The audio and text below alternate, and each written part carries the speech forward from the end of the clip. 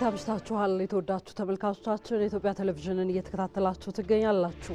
ከምሽቱ 2 ሰዓት ሆኗል። የዕለተ ሐሙስ የካቲት 27 2017 ዓ.ም የኢቲቪ ዜና 57 በቀጥታ ወደ እናንተ እየተሻገረ ሶስተኛው ምዕራፍ ላይ ደርሷል። ይህንን ዜና እየመራው ሮዛ መኮንን አብራችሁ ምቆይ ይሆናል። ከኛ ጋር ስላላችሁ አብራችሁንም ስለምትዘልቁ እጅግ አድርገን እናመሰግናለን። አበይት ጉዳዮቹን እናስቀድማለን።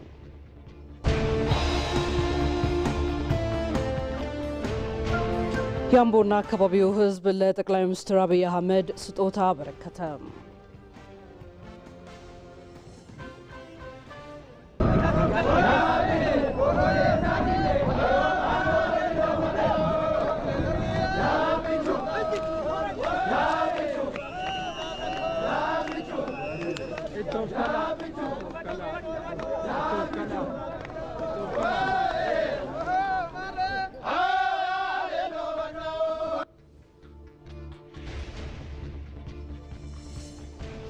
የአዲስ ኢንተርናሽናል ኮንቬንሽን ማዕከል የኢትዮጵያን የጥበብ ትሩፋቶች ለተቀረው ዓለም በማስተዋወቅ ረገድ አይነተኛ ሚና እንደሚጫወት የኪነ ጥበብ ባለሙያዎች ተናገሩ። የምትመለከቱት ግዙፍ ስክሪን በሀገራችን ለመጀመሪያ ጊዜ ነው በዚህ በአዲስ ኢንተርናሽናል ኮንቬንሽን ሴንተር ውስጥ የተገጠመው። እንግዲህ ለስፍራው ግሩም የሆነ ድባብን ፈጥሯል ማለት እንችላለን። የአድዋ ድል ሕያው ተጋድሎ ነው ሲባል ድሉ ከኢትዮጵያ ባለፈ በዓለም ዙሪያ የነጻነት አርማ ከትውልድ ትውልድ እንዲንጸባረቅ በማስቻሉ ነው ሲሉ የታሪክ ተመራማሪው ዶክተር ታምራት ኃይሌ ተናገሩ። የነጻነት ስሜትን የቀሰቀሰ ከዛም ባሻገር በቀጣዮቹ ትውልዶች በተከታታይ ትውልዶች የነጻነት መሻትን የነጻነት ስሜትን ያቀጣጠለ ነው። ከውጪ ቻይና ከአሜሪካ ጋር ለሚደረግ ማንኛውም ጦርነት ዝግጁ ነኝ አለች።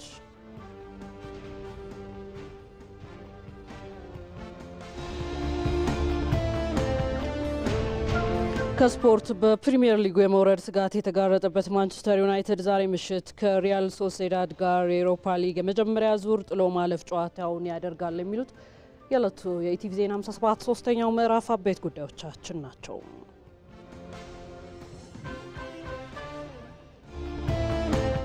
ተወዳጁ ተመልካቾቻችን በሶስተኛው ምዕራፋችን በአጀንዳነት የያዝነው የቱሪዝም ጉዳይ ነው። በተለይ ደግሞ ኮንፈረንስ ቱሪዝም ላይ ትኩረታችንን የምናደርግ ይሆናል። ከዚሁ ጋር ተያይዞ ታዲያ ተጨማሪ ማብራሪያዎችን እንዲሰጡን እዚህ ስቱዲዮ እንዲሁም ደግሞ ከስቱዲዮ ውጪ በቀጥታ መስመራችን እንግዶች ጋብዘናል። እንግዶቻችንን እናስተዋውቃችሁ። እዚህ ስቱዲዮአችን በዚህ ጉዳይ ላይ በምናነሳው የአጀንዳ ጉዳይ ላይ ተጨማሪ ማብራሪያ እንዲሰጡን የአዲስ ኢንተርናሽናል ኮንቬንሽን ማዕከል ስራ አስኪያጅ ሲሳይ ገመቹን ጋብዘናል። እንዲሁም ደግሞ በጀርመን ዛሬ ና በትናንትናው ዕለት ኢትዮጵያን የቱሪዝም ሀብት የሚያስተዋውቅ ፕሮግራም ሲዘጋጅበት ከነበረው ጀርመን የኢትዮጵያ አምባሳደር የሆኑት እስክንድር ይርጋን በቀጥታ መስመራችን ላይ አግኝተናቸዋል። እንግዶቻችንን ወደ ኋላ ተጨማሪ ማብራሪያ እየጠየቅናቸው የምንዘልቅ ነው የሚሆነው።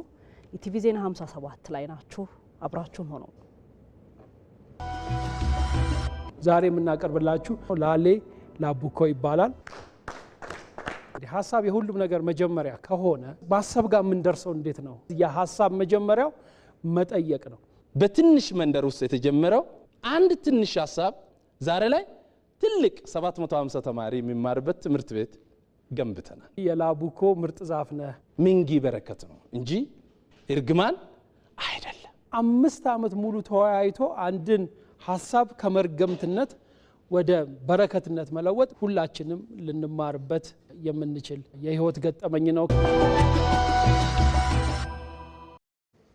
ወደ ቀዳሚው ዘገባችን አምርተናል። ጠቅላይ ሚኒስትር አብይ አህመድ ከምክትል ጠቅላይ ሚኒስትር ተመስገን ጥሩነህና የኦሮሚያ ክልል ርዕሰ መስተዳድር ሽመልስ አብዲሳ ጋር በአምቦ ወረዳ በነበራቸው ጉብኝት የኬኛ ቤቨሬጅ ፋብሪካን ተመልክተዋል። ፋብሪካው በመጪዎቹ 3 ሳምንታት ውስጥ ወደ ስራ የሚገባ ሲሆን 3 ሚሊዮን ሄክቶሊትር የማምረት አቅምም አለው። የአስተዳደር ስራን ወደ ህዝብ ለማቅረብ የቀበሌዎች መጠናከር ወሳኝ መሆኑ በዚህ ወቅት የተገለጸ ሲሆን የኦሮሚያ ክልላዊ መንግስት በየአካባቢው ለህዝብ ቅርብ የሆነ አስተዳደር ለመፍጠር ጥረት እያደረገ መሆኑም ተመላክቷል። ከዚህ አንጻር በአምቦ ወረዳ የአንድ ቀበሌ እንቅስቃሴም በጉብኝቱ ተዳስሷል። በዚህ ቀበሌን የማብቃት ተግባር በክልሉ 7342 ቀበሌዎች ተደራጅተዋል። 50 ሺህ የሰው ኃይልም እንደተመደበላቸው ተገልጿል። ከዚህ ቀደም በወረዳዎች ተማክለው የነበሩ ሙያዊና አስተዳደራዊ አገልግሎቶች በቀበሌ ደረጃ በተገቢው የሰው ኃይል እየተሰጡ ይገኛሉ።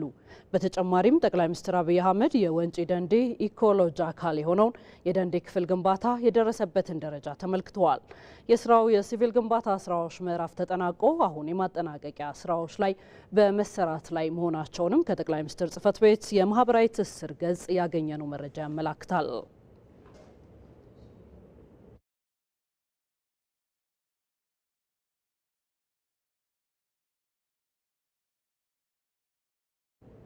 ከዚሁ ጋር በተያያዘ የፌዴሪ ጠቅላይ ሚኒስትር ዶክተር አብይ አህመድ በአምቦ ጉብኝት ማድረጋቸውን ቀደም ሲል ተከታትለናል። ከዛው ጋር ተያይዞ ታዲያ የአምቦና የአካባቢው ሕዝብ ለጠቅላይ ሚኒስትር አብይ አህመድ ስጦታ አበርክቷል። ይህንን በተመለከተ የተዘጋጀውን ተንቀሳቃሽ ምስል ተከታትለን እንመለስ።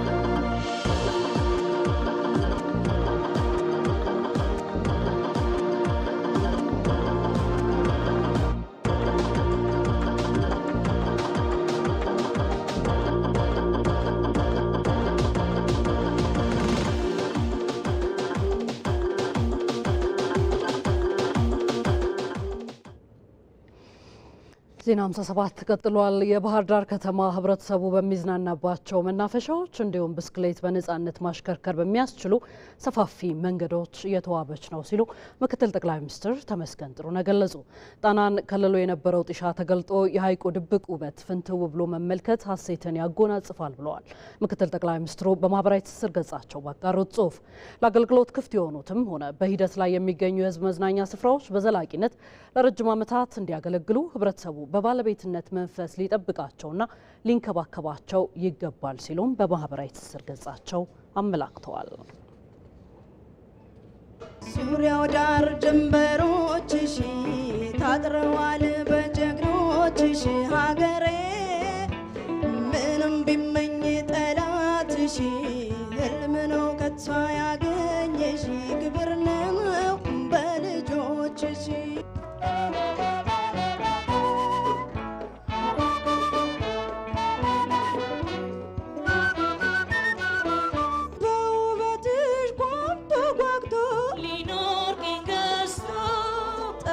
ቢመኝሽም ከቶ ተስፋፍቶ ዘበት ነው ያገኙሽ ደስ ይበልሽ እኛ ያለን ልጆችሽ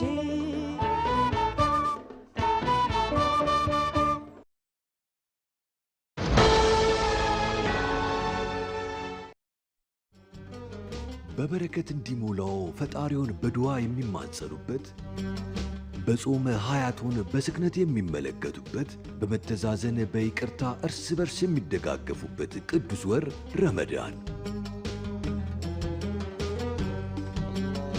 በጀማዓ በአንድነት ለፈጣሪው በሰላት የሚተናነሱበት ሙሃባው ደምቆ ጎረቤት ወዳጅ ዘመድ ተሰብስቦ በአንድነት የሚያፈጥሩበት ያለው ለሌለው በማካፈል በረካን የሚታደልበት በናፍቆት የሚጠበቅ ታላቅ ወር ረመዳን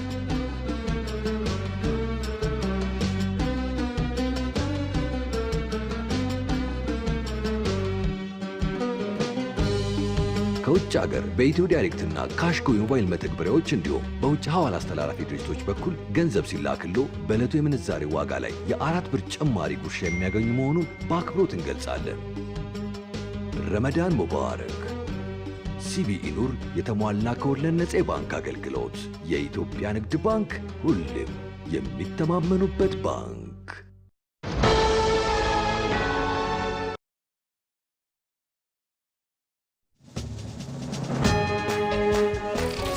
ዳዳንዴ ሱቁ ያበረፈካቱ እኔ ባል ደስ ብሎ የተመስጬ ከሰማሁት አንደኛው ነህ ለኔ ማለት ነው። ጎበዝ ነህ። ናደማሙዬ ገንደናውዬ ናደማሙዬ ከሰው ሳውጋ ሌላ የለም። ሌላ አንድ ዘፈን በቃኝ በቃኝ ቁረት ሆዴ መጀመሪያ ራስ መዝናናት የጭቃ ሾኩ ነው ይበልጥ ያስቸገረኝ ተይዘ የለ እንዴ በሾክ ባቡጂ ብረጅ Find light in the beautiful sea. I choose to be happy. You and I, we're like diamonds in the sky. አይ መሃላ ደሞ ሊያለፋኝ ነው ይመች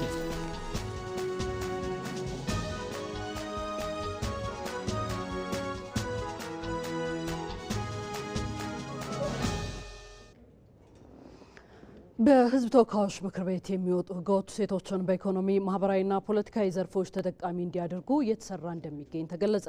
የምክር ቤቱ አባላት የዓለም አቀፉን የሴቶች ቀን ማርች 8ን አክብረዋል። የሕዝብ ተወካዮች ምክር ቤት ምክትል አፈ ጉባኤ ሎሚ በዶ የሚወጡ ሕጎች ሴቶች በፖለቲካው ዘርፍ ወደ ውሳኔ ሰጪነት ቦታዎች እንዲመጡ በኢኮኖሚም ተጠቃሚ እንዲሆኑ የሚያስችሉ ስራዎች የተሰሩ መሆናቸውን ተናግረዋል። የበዓሉ ተሳታፊዎች በበኩላቸው በሁሉም መስኮች የሴቶችን ተጠቃሚነት ለማሳደግ ከግለሰብ ጀምሮ እስከ ተቋማት ድረስ በትኩረት ሊሰራ እንደሚገባ ተናግረዋል። እንደ ሪፖርተራችን ተስፋዬ ለሚሳ ዘገባ ምክር ቤቱ አባላት የሴቶች ቀንን ምክንያት በማድረግም የደም ልገሳ ስነ ስርዓት አከናውነዋል።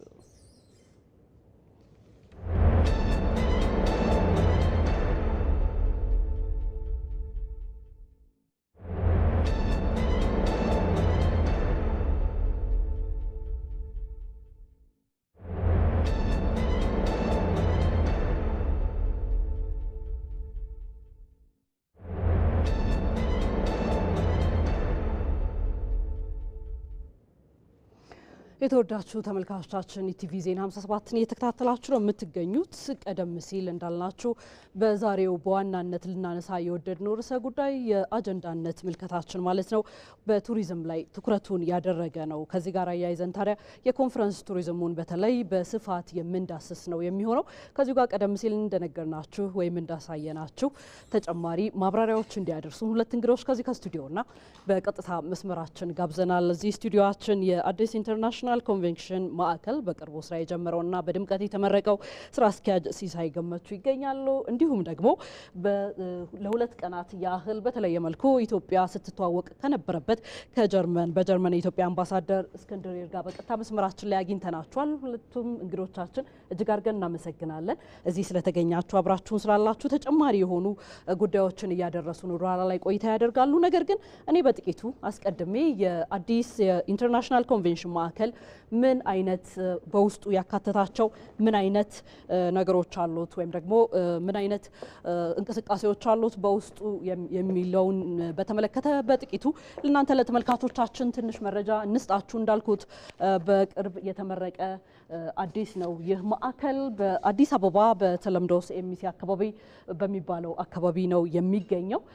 40 ሄክታር ስፋት እንዳለው መረጃዎች ያመላክታሉ። እጅግ ሰፊ ነው። በርካታ ነገሮችን በውስጡ የያዘ ነው። የተንጣለለ ብለን ልንገልጸው የምንችለው አካባቢ ነው። ሰፊ ከነበረው አደባባይ ፊት ለፊት የምናገኘው ነው። ይህንን የአዲስ ኢንተርናሽናል ኮንቬንሽን ማዕከል ማለት ነው። ሲሰራ ሁለት ትላልቅ የሆኑ አዳራሾች አገልግሎት እንዲሰጡ ተደርገው ተገንብተውለታል። እጅግ ሰፊ ናቸው በአይነታቸው። 8 መካከለኛና አነስተኛ የሆኑ የስብሰባ አዳራሾችም እንደዚሁ እንዲኖሩ ተደርገዋል። በዚህ የኮንቬንሽን ማዕከል ውስጥ በድምሩ 10,000 ተሳታፊዎችን የሚያስተናግድ እጅግ ግዙፍና ትልቅ የሆነ ማዕከል ነው። እንግዲህ ይህ ማዕከል በርካቶች የጎበኙት ይገኛሉ። አሁን ላይ የሚሰጠውን አገልግሎትን በተመለከተ እዛ አካባቢ ምን አለ የሚለው እንደዚሁ እየተፈተሹ ነው። እኛም በዜና ዘገባዎቻችን ስንዳስስ ነበረ። በውስጡ ሆቴሎችን ይዟል፣ ትልልቅ የሚባሉ እንዲሁም ቢሮዎች አሉት፣ የተለያዩ አገልግሎት መስጫ ተቋማት የሆኑ ቢሮዎች ማለት ነው።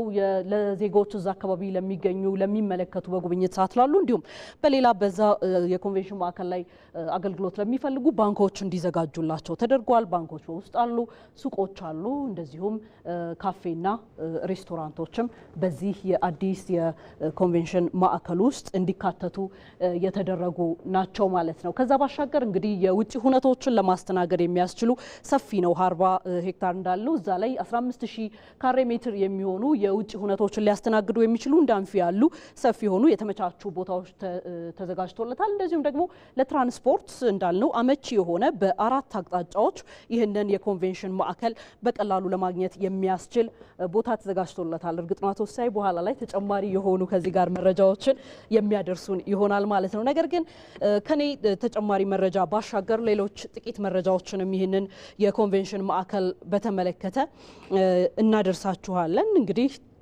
ቀደም ሲል እንዳልነው ማለት ነው የአዲስ ኢንተርናሽናል ኮንቬንሽን ማዕከል የኢትዮጵያን የጥበብ ትሩፋቶች ለሌላው ለቀሪው ዓለም በማስተዋወቅ ረገድ አይነተኛ ሚና የሚጫወት ነው።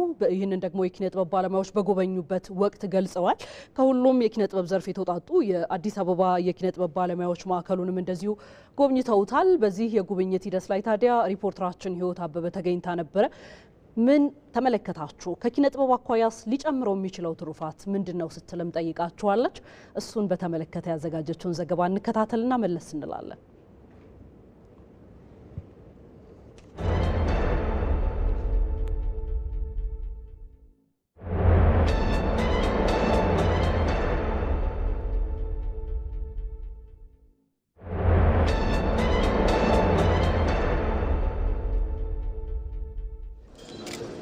ግቢው በራሱ አርት ነው።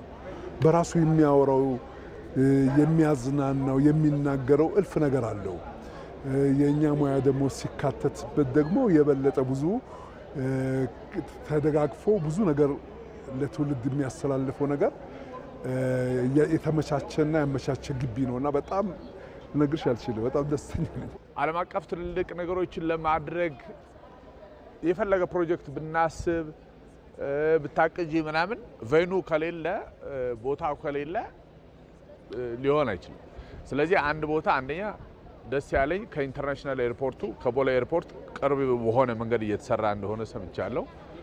አንድ ኮምፓውንድ ውስጥ ቅድም ያልኩሽ ሁሉም ፋሲሊቲዎች መኖራቸው ይሄ ብዙ የኪነ ጥበብ የክሬቲቭ አርት የቢዝነስ የተለያዩ የሆቴል የማዕት ትልልቅ ኮንፈረንሶችን ባዛር ኤግዚቢሽኖቹ ምናምን ለማካሄድ የሚጠቅም ስለሆነ አም ሪሊ ቬሪ ሃፒ ደስ ብሎኛል። ሀገራዊ ቅርስ ነው ይሄ ለኔ አሁን እየታየኛለው። በተለይ ደግሞ እንደ ሙያ ለሙያችን ትልቅ ነገር የሚሰጥ ሙያችንን ሊያዳብርልን የሚችል ትልቅ ሴንተር ነው። ለቀረጻ እኔ የቀረጻ ባለሙያ ነኝ።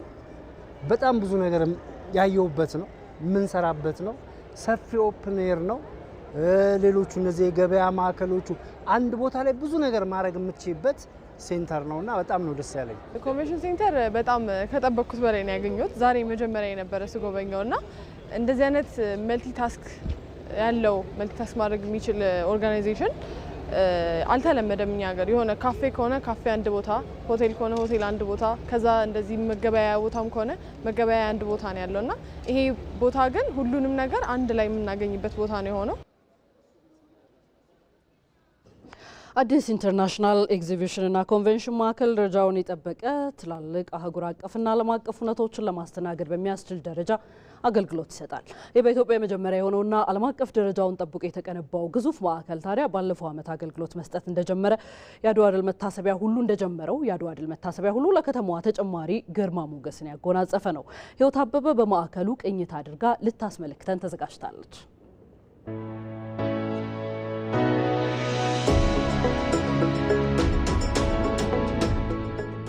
እንደምቆይታችኋል ተመልካቾች። አሁን የምገኘው በመዲናችን አዲስ አበባ በቅርቡ ተመርቆ ስራ በጀመረው አዲስ ኢንተርናሽናል ኮንቬንሽን ሴንተር ውስጥ ነው።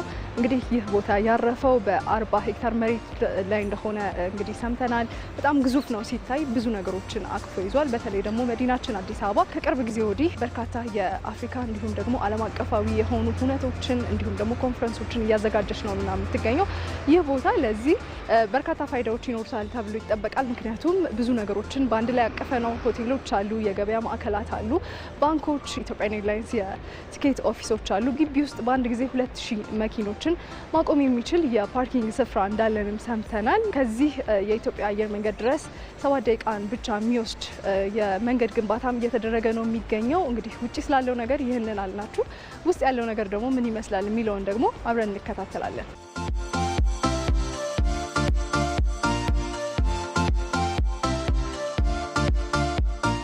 ተመልካቾች ከኋላ የምትመለከቱት ስዕል የአፍሪካውያንን የቀደመ ታሪክ እንዲሁም ትውፊትን የሚያመላክት ነው።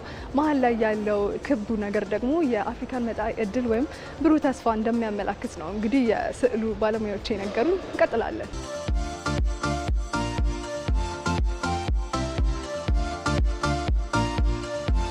ተመልካቾች አሁን ደግሞ ምገባው የቤት ውስጥ ኤግዚቢሽን የሚካሄድበት ቦታ ላይ ነው። እንግዲህ በዚህ ውስጥ ብዙ የሚሸጡ ነገሮች ይኖራሉ ብዬ አስባለሁ። አብዛኞቹ ደግሞ የሚሆኑት የሀገራችን ምርቶች ናቸው። እንግዲህ ከዚህ ጋር ሆኜ ሳየው በጣም የሚያምር ይመስለኛል። ተከተሉ።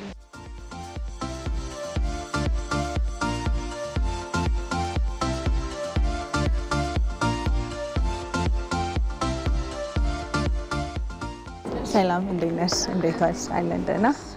ምን ይዛችሁ ነው የቀረባችሁ? አሁን ላይ ብዙ ሰዎች እዚህ መጥተው ሲያዩ አንድ የተረዳነው ነገር ለህዝቡ ተደራሽ ምን ያህል እንዳልሆንን ነው እና ህዝቡም አይቶ የውጭ እቃ መሆኑን እርግጠኛ ሆኖ ብዙም ያልፍ ሰው አለ። ከዛ በኋላ ሲጠይቅ ነው የሀገር ውስጥ መሆኑን የሚረዳው። በዚህ ኢንዶር ወይም ደግሞ የቤት ውስጥ ኤግዚቢሽን ውስጥ በርካታ ነገሮች ነው ያሉት። የሚያማምሩ አበባዎች አሉ። አሁን ደግሞ እንግዲህ ቡና ልጠጣ አንድ ቦታ ላይ አረፍ ብያለሁ።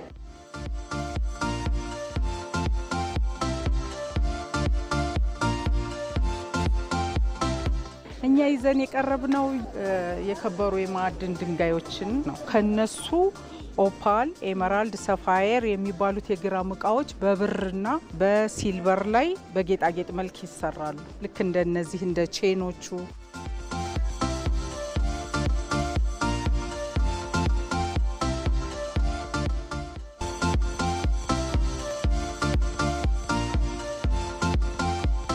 የምትመለከቱት ግዙፍ ስክሪን በሀገራችን ለመጀመሪያ ጊዜ ነው በዚህ በአዲስ ኢንተርናሽናል ኮንቬንሽን ሴንተር ውስጥ የተገጠመው። እንግዲህ ለስፍራው ግሩም የሆነ ድባብን ፈጥሯል ማለት እንችላለን።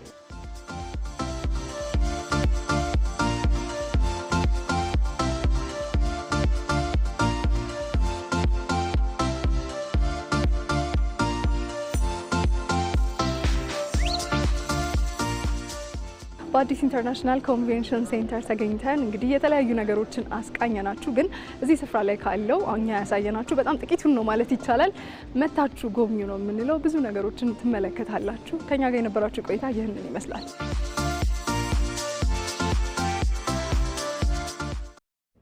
እንደተመለከታችሁት ነው እጅግ ውብ የሆነ ስታንዳርዱን የጠበቀ የኢንተርናሽናል ኮንቬንሽን ማዕከል ነው ስራ የጀመረው። ይህንን አስመልክቶ ታዲያ ተጨማሪ ማብራሪያዎች ቀደም ሲል እንዳስተዋወቅናችሁ እንዲሰጡን የማዕከሉ ስራ አስኪያጅ አቶ ሲሳይ ገመቹ እንዲሁም ደግሞ በጀርመን የኢትዮጵያ አምባሳደር እስክንድር ይርጋ መስመራችን ላይ አሉ። እዚህ ስቱዲዮአችንም ይገኛሉ። በድጋሚ ሰዓታችሁን ከኛ ጋር ልታሳልፉ ስለወደዳችሁ እጅግ አድርገን ነው የምናመሰግነው እንግዶቻችን። በጀርመን የኢትዮጵያ አምባሳደር እስክንድር ይርጋ ጥቂት ይቆዩኛል። አቶ ሲሳይን አስቀድማለሁኝ። እንግዲህ በዋናነት በተለይ በዚህ ማዕከል ላይ በአዲስ ኢንተርናሽናል ኮንቬንሽን ማዕከል ላይ ተመልካቾቻችን እንዴት ተከታተሉት፣ እንዴት ተመለከቱት የሚለውን እርስዎን ከመጋበዙ አስቀድመን በኢቢሲ.ስትሪም ገጻችን ላይ ምን እንጠይቅለው ስንል ውድ ተመልካቾቻችን መረጃ አጋርተን ነበረ። ተመልካቾቻችን የተመለከቱት እንዳሉ በርካታ ሀሳቦች፣ በርካታ ጥያቄዎች ተሰንዝረዋል። በርካታ የሆኑ አስተያየቶችም እንደዚሁ በጥያቄ ደረጃ ሊመለሱ የሚገባቸውም እንደዚሁ የተነሱ ያነሱበት አግባብ አለ። ከሰዓት አኳያ በጣም ጥቂቶቹን መርጠን እንግዲህ እንዲመልሱልን እንጠይቆታለን። የመጀመሪያ ጥያቄ በሚል ያነሳ ነው ከመረጥነው ውስጥ እሙ የሚባል የአካውንት የተላከ ነው። የኮንቬንሽን ማዕከሉ ዛሬ ቋሚ ኤግዚቢሽኖችን ለማዘጋጀት እቅድ አለ ወይ? በተለያዩ ጊዜያት ከሚዘጋጁት በተጨማሪ የሚል ጥያቄ ጠይቀውናል። ኢቢሲ.ስትሪም ከዚህ በተጨማሪ ከዛው ጋር የሚገናኝ ጥያቄ አንድ ላይ አያይዘው እንዲመልሱልን አቶ ሳይ ማለት ነው። አዲስ ኮንቬንሽን ማዕከል ሀገር የሚያስገኘው ጠቀሜታ በጣም ከፍተኛ ነው ብዬ አምናለሁ። ግን ከኤግዚቢሽን በተጨማሪ ሌሎች እውነቶችን ለማዘጋጀት ምን ታስቧል? ሲሉ መሳይ መሰለ መኩሪያ የተባሉ እንደዚሁ የኢቢሲ.ስትሪም ተከታያችን ጥያቄ ሰንዝረዋልና አቶ ሳይ እነዚህ ሁለት ጥያቄዎችን እስኪ እናስቀድም። ከኤግዚቢሽን ውጪ የማዘጋጀት እቅድ አለው? እንዲሁስ ኤግዚቢሽንስ የማዘጋጀት እቅድ አለው ወይ የሚል ጥያቄ መጥቷል። መልካም አመሰግናለሁ። አዲስ ዓለም አቀፍ ኮንቬንሽን ማዕከል እንደ ስሙ አዲስና እጅግ ዓለም አቀፍ ደረጃውን የጠበቀ ነው። ከጥያቄዎቻችን እንደቀረበው እኛ ቢያንስ 2 መደበኛ በአመት መደበኛ ኤግዚቢሽኖችን ዓለም አቀፍ ደረጃውን የጠበቀውን ለማዘጋጀት እቅድ አለን። ከኤግዚቢሽን ባሻገር ይሄ ማዕከል ዓለም አቀፍ ኮንፈረንሶች የሚካሄዱበት ነው።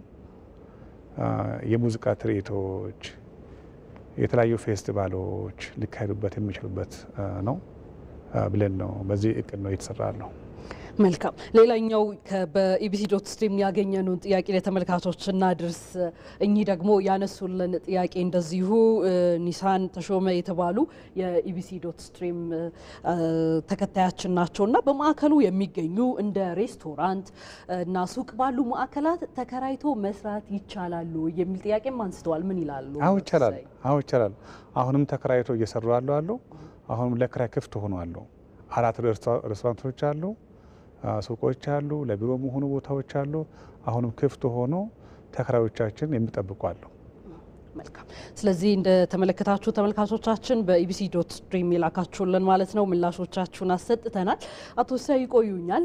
ወደ ጀርመን ልጓዝና የኢትዮጵያ አምባሳደር እስክንድር ይርጋል ላገኝ። እንግዲህ በተለይ አምባሳደር ጀርመን የተካሄደው ቀደም ሲልም እኛ በተወሰነ መልኩ ስናነሳ ነበረ ኢትዮጵያን የሚያስተዋወቅ ትልቅ የሆነ ፌስቲቫል እንደተካሄደ ስናነሳ ነበረ። ዛሬም በዋናነት የኮንፈረንስ ቱሪዝም አካልም ስለሆነ ጭምር ይህ የአዲስ ኢንተርናሽናል ኮንቬንሽን ማዕከል በዋናነት የሚሰጠው ጥቅምም ከዛም ጋር አገናኝተን ነው ለመጋበዝ የወደድነው እርስዎን እና እንደው ይህ የተካሄደ የኢትዮጵያን የማስተዋወቅ ስራ ምን ያህል ግቡን አሳክቷል ከሚለው እንነሳ።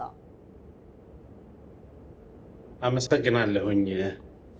በጀርመን ላለፉት 3 ቀናት ከማርች 4 እስከ 6 ሲካሄድ የነበረው ኢንተርናሽናል ቱሪዝም በርሊን ወይም አይቲቢ 2025 በመባል የሚታወቀው የዚህ ዓመት 2025 ግን ላለፉት 60 ዓመታት ሲካሄድ የነበረ በዓለም ትልቁ የባለው የቱሪዝም ሀብቶችን ማስተዋወቂያ ኤግዚቢሽን ነበረ።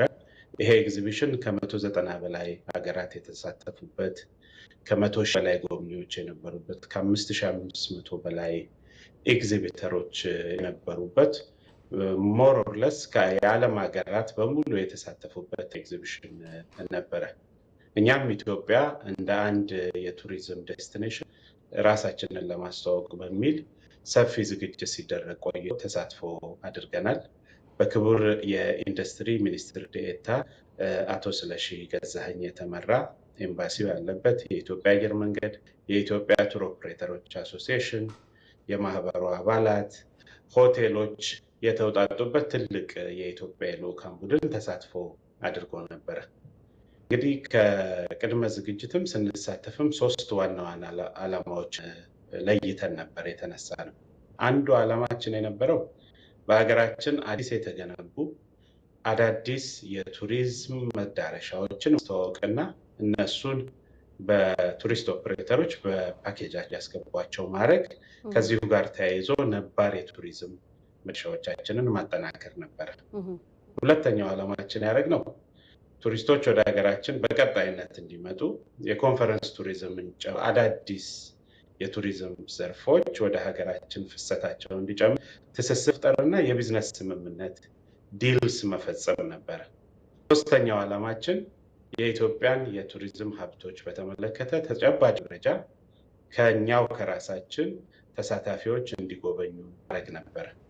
ለዚህም በሚል ኢትዮጵያ የራሷን ትልቅ ፓቪሊየን ገንብታ ያልተቋረጠ የቡና መስተንግዶ አድርገን በተቻለ ብዙ ጎብኚዎች ወደ ኢትዮጵያ ፓቪሊየን መጥተው ቅድም የነገርኳችሁን ስራዎች እንዲያከናውኑ ጥረት ስናደርግ ነበረ።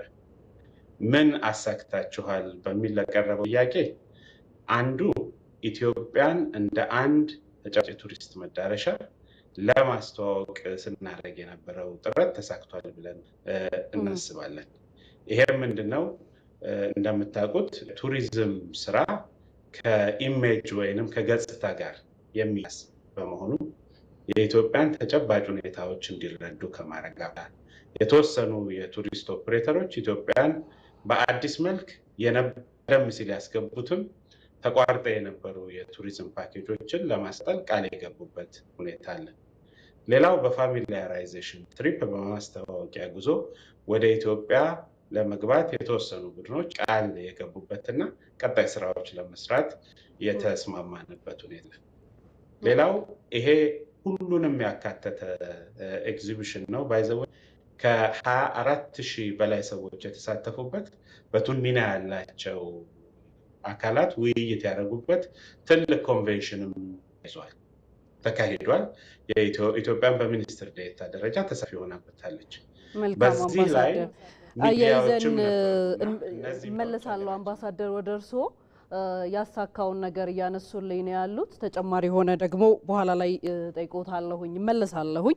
ወደ ስቱዲዮ ልመለስና አቶ ሲሳይ እርስዎን ልጠይቅ። በተለይ አምባሳደር ሲያነሱ እንደነበረው በርካታ አዲስ የቱሪስት መዳረሻ የሆኑ የኮንፈረንስ ቱሪዝም የሆኑ እድል የሚሰጡ ቦታዎችንም ሲያስተዋውቁ እንደነበረ ሲገልጹ ነበረ እና አንዱ ይህ አሁን ላይ የኮንቬንሽን ማዕከሉ ነው እና ይህ ኮንቬንሽን ማዕከል በዋናነት በስታንዳርድ ደረጃ ከያዛቸው አገልግሎት አንጻር ዓለም አቀፍ የሆነውን ስታንዳርድ በማሟላት ረገድ ምን ልናነሳለት እንችላለን? አያይዘውም ከዛ ጋር የኮንፈረንስ ቱሪዝምን በማሳደግ ረገድ ሊኖረው የሚችለውን ጠቀሜታ እንዴት ይገለጻል ይላሉ? መልካም።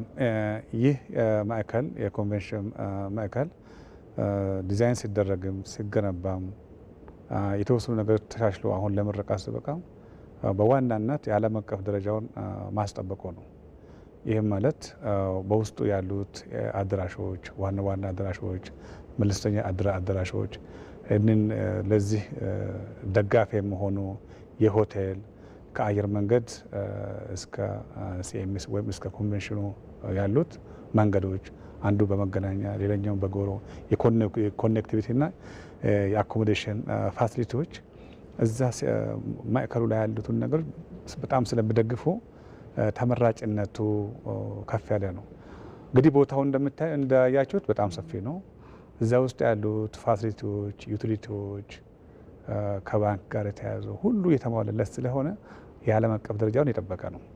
ለምሳሌ ከምንወስዳቸው ቦታ አንዱ ማሳያዎች የፓርኪንግ ነው።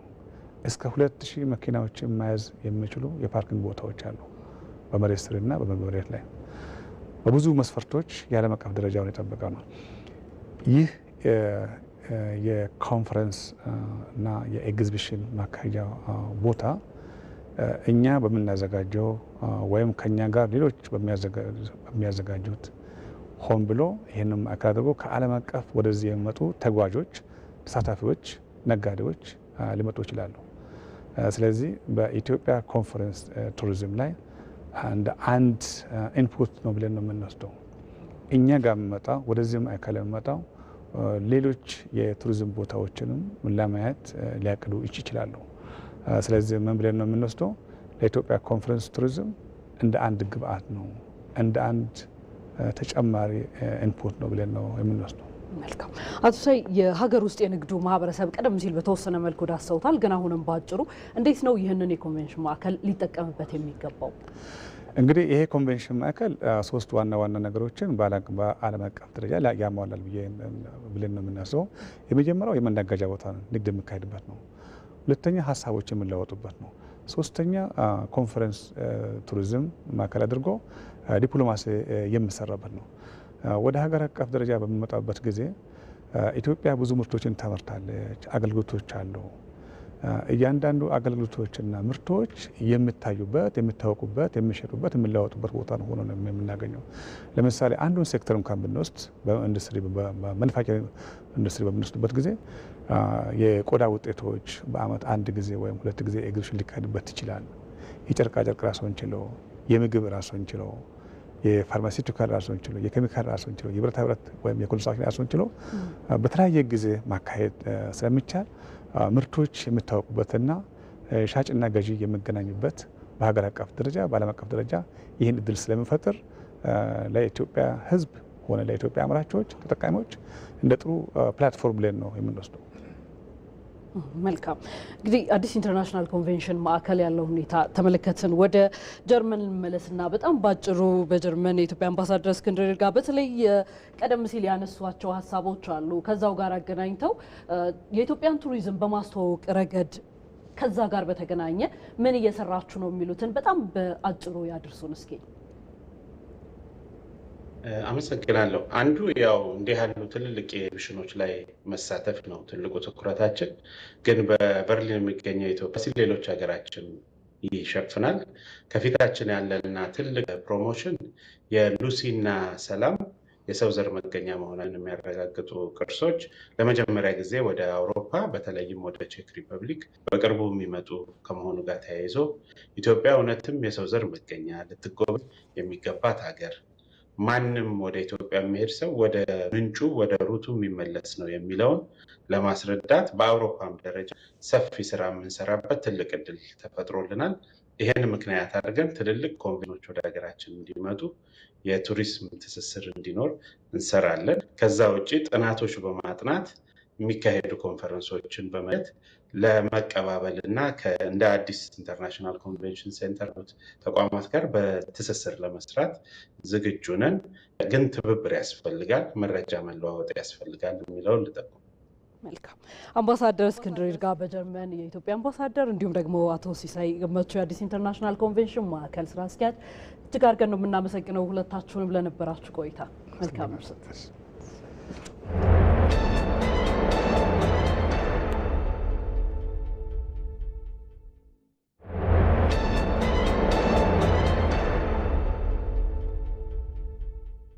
ዘገባዎቻችን ቀጥለዋል። የአድዋ ድል ህያው ተጋድሎ ነው ሲባል ድሉ ከኢትዮጵያ ባለፈ በዓለም ዙሪያ የነጻነት አርማ ከትውልድ ትውልድ እንዲንጸባረቅ በማስቻሉ ነው ሲሉ የታሪክ ተመራማሪው ዶክተር ታምራት ኃይሌ ያስረዳሉ። ድሉ ከጀግንነት ባለፈ በጦር ታክቲክ ግጭቶችንና አለመግባባቶች እንዴት በሰላም ማሸነፍ እንደሚቻል ያሳየም ነው ብለዋል። ዛማኑኤል መንግስቱ የኢትዮጵያ ብሮድካስቲንግ ኮርፖሬሽን ኢቢሲ የዘንድሮ 129ኛውን የአድዋ ድል በዓልን አድዋ ህያው ተጋድሎ ህያው ድል በተሰኘ ዘመን ተሻጋሪ የብዝሃ ሚዲያ ታላቅ ቲያትር በእሁድ ቤት እልፍኝ ውስጥ በተለያዩ ክብረ በዓላት ማክበሩ ይታወሳል። በእናንተ ስልጣን ስር እንድትሆን ነው። ይህ ለምን ጊዜ የማይሆን ነው። በክብረ በዓሉ ላይም የታሪክ ባለሙያውና ተመራማሪ የሆኑት ዶክተር ታምራት ኃይሌ ከአድዋ ድል ጋር ተያይዞ የውሃ ምንጭን እንደ ጦር ታክቲክ በመጠቀም ጠላትን እንዴት ወደ እርቅ ሰላምና ድርድር እንዲመጣ እንደተደረገ እንዲሁም ድሉ ህያው ነው ሲባል ምን ማለት እንደሆነ ሰፋ ያለ ማብራሪያ ሰጥተውበታል። በማብራሪያቸውም በመቀሌ የመሸገው የጠላት ጦር አልፈታ በማለቱና አዲስ የጦር ታክቲክ በማስፈለጉ የጠላት የውሃ ምንጭን በመገደብ ለጥም በመዳረግ ተዳክሞ ወደ ሰላምና ድርድር እንዲመጣ ማስቻል ነበር ብለዋል። ይህም የሚያሳየው የትኛውም ግጭትና ጦርነት ማብቂያው መጨረሻ ላይ ነፍጥን ወደ ጎን በመተው ለእርቅና ድርድር መቀመጥ መሆኑን ነው ብለዋል። ምንጩ መያዝ እውን ሲሆን ጣሊያኖች በውሃ ጥምም ሲቸገሩ ከኢትዮጵያውያን ወገን እና ከጣሊያኖች ወገን የእርቅ ድርድር ተደረገ። እንግዲህ ሰላም እና የእርቅ ጉዳይ ጥሩ አማራጭ ነው የሚባልበት አንደኛው ምክንያት ምንም እንኳን ከሁለቱም በኩል በወታደራዊ ጉልበታቸው አቅማቸው የተማመኑ ቢሆንም ጦርነቶች በሙሉ በእርቅና በሰላም ነው የሚያልቁት።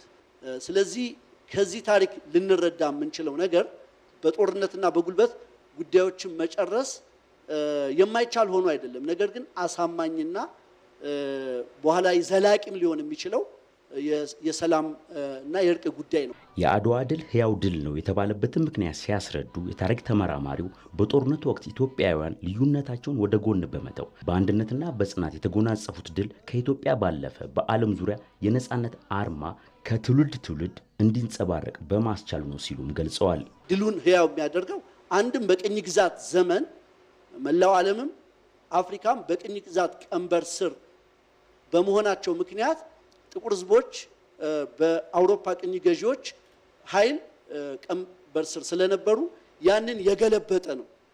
ገልብጦም አላበቃም፣ የነጻነት ስሜትን የቀሰቀሰ ከዛም ባሻገር በቀጣዮቹ ትውልዶች በተከታታይ ትውልዶች የነጻነት መሻትን የነጻነት ስሜትን ያቀጣጠለ ነው። የአድዋ ድል ማንኛውም ትውልድ በዘመኑ የሚገጥመውን ፈተና በጥበብ በጽናትና በአንድነት እንዴት ማለፍ እንደሚችል ያስተማረ በመሆኑ ሌላኛው ድሉን ሕያው ነው የሚያሰኘው ምክንያት ነው ብለዋል የታሪክ ተመራማሪው። ከአድዋ ሕያው ድል የምንወስደው ትልቁ ነገር ችግሮች በሚያጋጥሙን ጊዜ ልዩነቶቻችንን ወደ ጎን በመተው አንድ ላይ ሆነን ጽናት ኖረን ትዕግስት ኖረን ጥበብ ኖረን ለዘመኑ ፈተናዎች ዘመኑን የዋጀ ርብርብና ተጋድሎ እና ድል ብናስመዘግብበት ነው።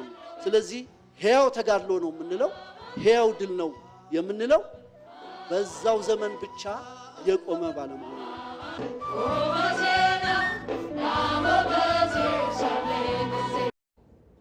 ወደ ውጭ ጉዳያችን ተሻገርን።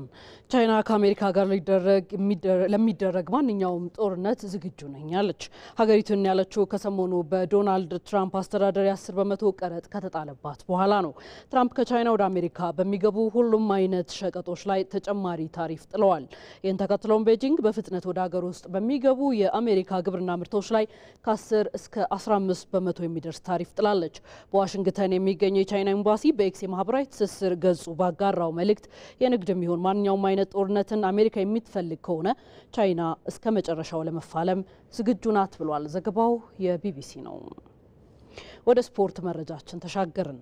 በፕሪሚየር ሊጉ የመውረድ ስጋት የተጋረጠበት ማንቸስተር ዩናይትድ ዛሬ ምሽት ከሪያል ሶሴዳድ ጋር የዩሮፓ ሊግ የመጀመሪያ ዙር ጥሎ ማለፍ ጨዋታውን ያደርጋል። በአውሮፓ መድረክ እነዚህ ለ6 ጊዜያት እነዚህ ቡድኖች መገናኘታቸው የሚታወስ ነው።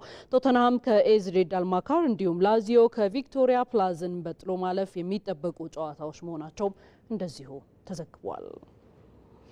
የተወዳጁ ተመልካቾቻችን የኢትዮጵያ ቴሌቪዥንን የኢቲቪ ዜና 57ን ከምዕራፍ 1 እስከ ምዕራፍ 3 በተለያዩ ዘገባዎች እስካሁን ስትከታተሉ ቆይታ አድርጋችኋል። ይህ የኢቲቪ ዜና 57 የዕለቱ ተጠናቋል። ከኛ ጋር ስለነበራችሁ እጅግ አድርገን እናመሰግናለን። ሮዛ መኮንን ዜናዎችን የመራው ቆይቻለሁ። በያላችሁበት መልካም ምሽት ይሁንላችሁ።